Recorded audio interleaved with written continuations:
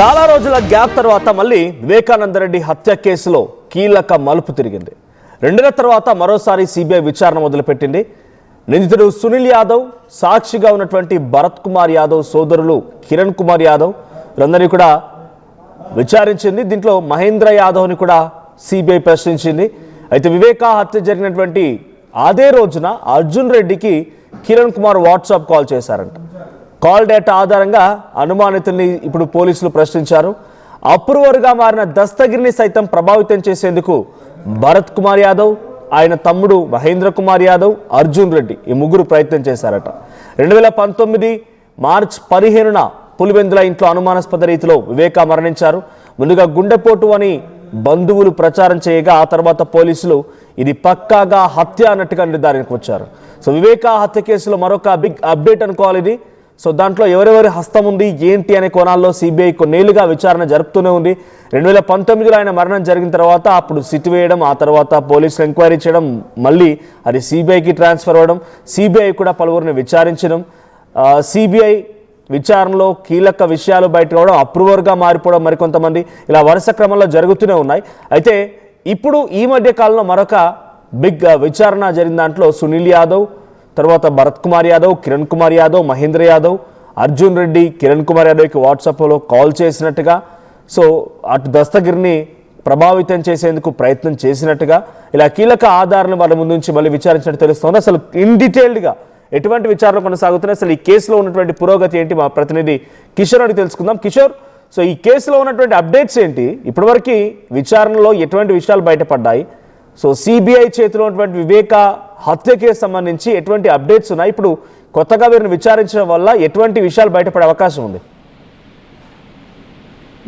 మనోజ్, మాజీ మంత్రి వివేకానంద రెడ్డి హత్య కేసులో 2 నెలల తర్వాత మరోమారు సిబిఐ అధికారులు పులివెందులకు చేరుకొని విచారణ చేపట్టారు. ఈ విచారణ చేపట్టిన నేపథ్యంలో కూడా ఏదైతే కాల్ డేటా ఆధారంగా ఇద్దరిని ప్రశ్నించడం జరిగింది. నిన్న మధ్యాహ్నం ఏదైతే సిబిఐ అధికారుల బృందం పులివెందులకు చేరుకుంది. ఈ కేసులో నిందితుడిగా ఉన్నటువంటి సునీల్ యాదవ్, అదేవిధంగా సాక్షిగా ఉన్నటువంటి భరత్ కుమార్ యాదవ్ సోదరులు కిరణ్ కుమార్ యాదవ్, అదేవిధంగా మహేంద్ర యాదవ్లను పులివెందుల పోలీస్ స్టేషన్లోకి పిలిచి సిబిఐ అధికారులు విచారించడం జరిగింది. అయితే విచారణ తొలుత మహేంద్ర హాజరయ్యారు, ఆ తర్వాత కిరణ్ సాయంత్రం హాజరు కావడం జరిగింది. వివేక హత్య చోటు చేసుకున్నటువంటి రోజు తెల్లారుజామున 1:42 గంటల ప్రాంతంలో అర్జున్ రెడ్డితో అనే వ్యక్తితో ఏదైతే కిరణ్ కుమార్ వాట్సాప్ కాల్ చేశారనే దాని మీద విచారణ కొనసాగింది. వీరిద్దరి మధ్య జరిగినటువంటి సాగిన ఫోన్ సంభాషణ ఏం జరిగింది, అసలు ఫోన్లో ఏం మాట్లాడుకున్నారు ఏంటన్నటువంటి విషయం పైన కూడా అటు ఆరా తీయడం జరిగింది. అదేవిధంగా కిరణ్ కుమార్ యాదవ్ బంధువు కావడంతో కూడా గతంలో ఫోన్లో మాట్లాడుతున్నట్టు కూడా మహేంద్ర సమాధానం ఇచ్చినట్టు తెలుస్తుంది. అయితే ఈ సమాధానం ఇచ్చిన అనంతరం కూడా అసలు వీరి మధ్య ఏంటి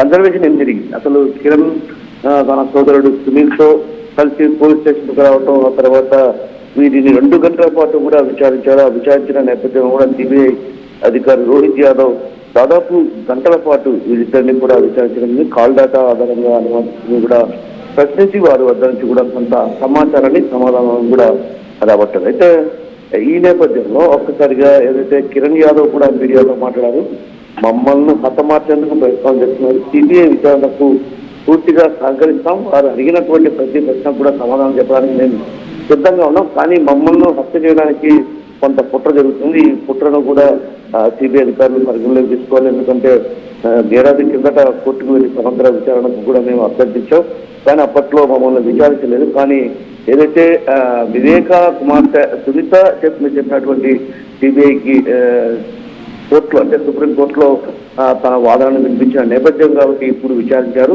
ఏదేమైనప్పుడు కూడా ఆలస్యమైనప్పుడు కూడా మమ్మల్ని విచారించడం కొంత సంతోషదాయకంగానే ఉన్నట్టు కూడా వాళ్ళు చెప్పడం జరిగింది.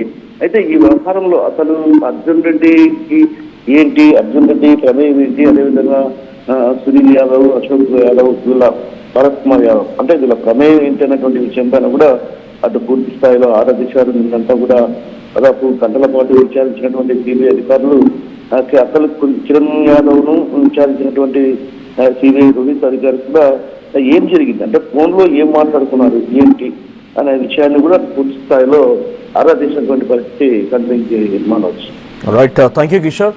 సో మొత్తంగా అసలు ఈ టైం లైన్ చూద్దాం ఒకసారి. అంటే ఆయన మరణించి ఎన్ని రోజులు అవుతుంది, ఇప్పటివరకు ఎటువంటి పురోగతి సాధించింది, ఈ ఎన్ని సిట్లు ఏర్పాటయ్యాయి, ఎన్ని సిబిఐలో ఎంక్వైరీ చేశాయి, ఇలా చూస్తూ ఉంటే నిన్న ఆయేషా మీరా తల్లి ఓ మాట మాట్లాడుకొచ్చారు.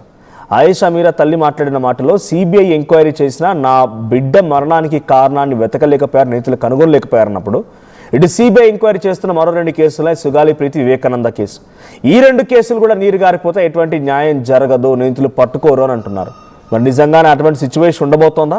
సో ఒకసారి వివేక హత్య కేసు సంబంధించిన మన డీటెయిల్స్ చూస్తే, సో ఇందులో 10 మంది అక్యూజ్డ్ లిస్ట్లో ఉన్నారు. ఎర్ర గంగిరెడ్డి A1గా, సునీల్ యాదవ్ A2గా, ఉమాశంకర్ రెడ్డి A3గా, దస్తగిరి A4గా, A5 Shivashankar Reddy, Uday Kumar Reddy A6, Bhaskar Reddy A7 and A8గా వైఎస్ అవినాష్ రెడ్డి, A9గా కృష్ణారెడ్డి అండ్ A10గా ఏదుల ప్రకాష్.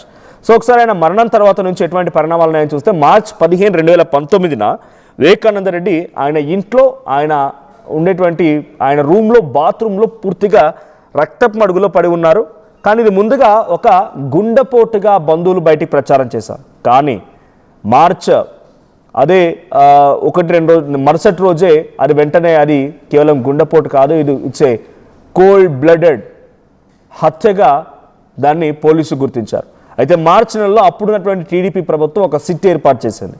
ఆ సిట్ ఏర్పాటైంది, కొన్ని రోజుల పాటుగా విచారణ జరగగానే వెంటనే ప్రభుత్వాలు మారిపోయాయి. ప్రభుత్వాలు మారిన తర్వాత వైఎస్ జగన్ అధికారంలోకి వచ్చిన తర్వాత 2019 మేలో మళ్ళీ వేరే ఒక సిట్ వేశారు.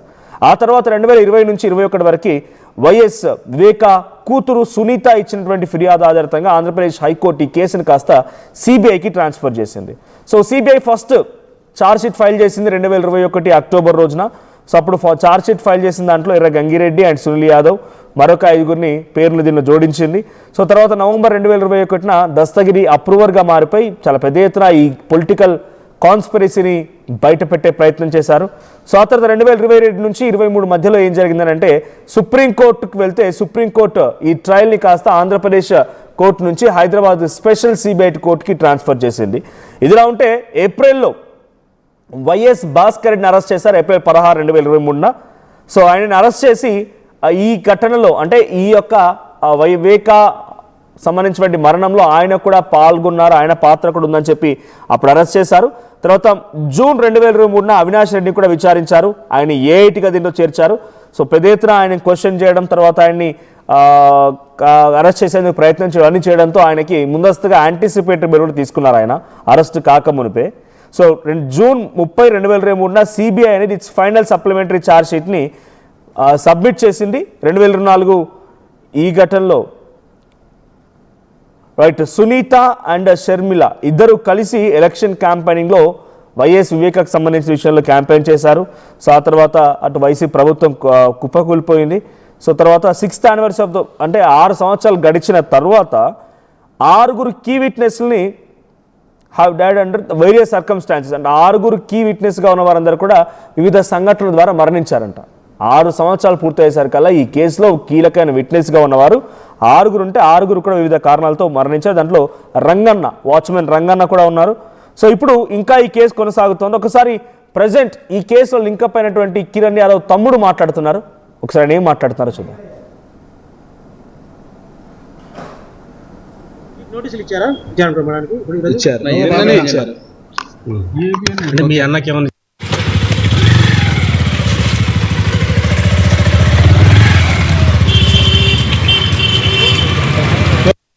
మాట్లాడింటాం బంధువులే అంతే, అంతకు మించి ఏమీ లేదు. దానికి నాకు ఎటువంటి సంబంధం లేదని చెప్పి వచ్చాను అంతే. ఎప్పుడు మాట్లాడినారు అంటే ముందు నుంచి రిలేటివ్స్ అండి. అవునవును, ఈ కేసు జరగక ముందు నుంచి కూడా మామూలుగానే మాట్లాడుతున్నా, అవి తీసుకొని అడిగారు అంతే. అంతకు మించి అది వాళ్ళని అడగాలండి, నన్ను అడిగితే నాకు ఎలా తెలుస్తుంది? నాకు ఏం చెప్పలే, వాళ్ళు అడిగిన క్వశ్చన్ ఆన్సర్ చెప్పాము అంతే, మాట్లాడడానికి ఏం లేదు. అంటే సునీల్తో ఏం సంబంధం అడిగారు? కిరణ్ యాదవ్ నుంచి నాకు కాల్ వచ్చింది, ఇది ఎందుకు చేశారని అడిగారు. అప్పట్లో మామూలుగా బావా అని మాట్లాడుతూ ఉన్నారు, రిలేటివ్సే అంతే. అంటే ఇప్పుడు మర్డర్ జరగక ముందే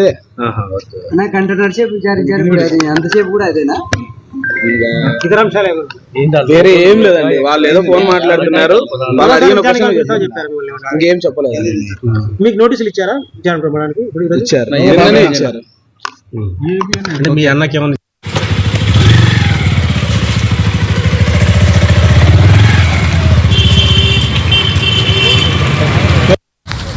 అంటే